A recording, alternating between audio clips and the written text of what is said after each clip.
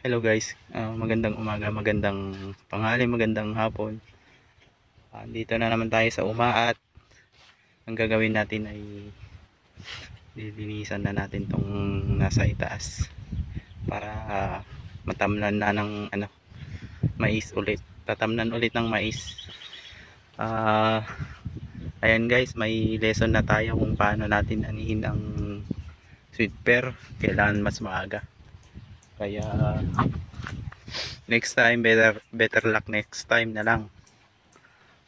Kaya ito guys, malilinisan to ngayon. Lilinisan ko, mag-isa ko.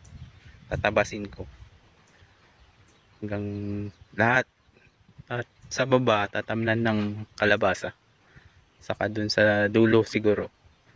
Kung saan naabot yung 1.5 kilo na sweet pear. Ayan guys.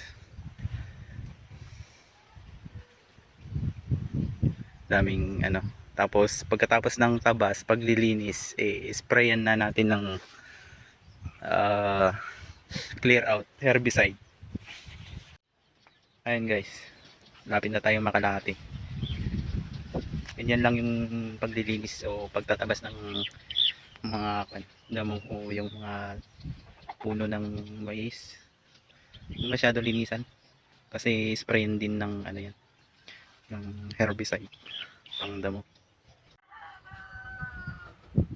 Ayan guys, gamit tayo ng gloves para hindi masakit sa kamay.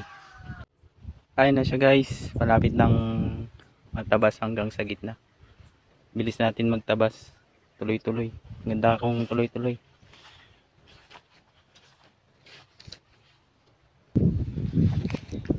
Ganito lang yan guys. Tatabasin natin yung puno ng mais.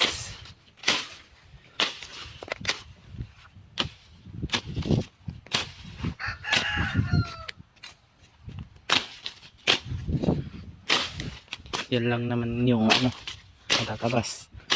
Saka yung mga matataas at makakapal. Yung mga ganito, kailan pa natin kunin to? Pwede pa yung ibenta.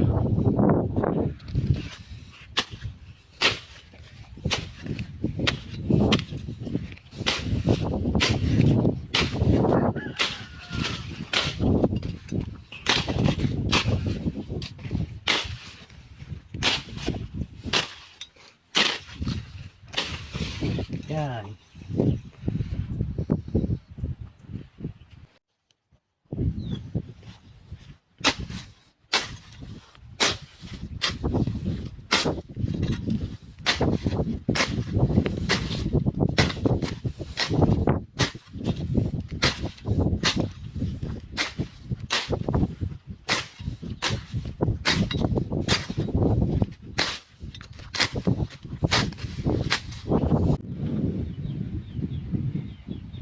Hello guys,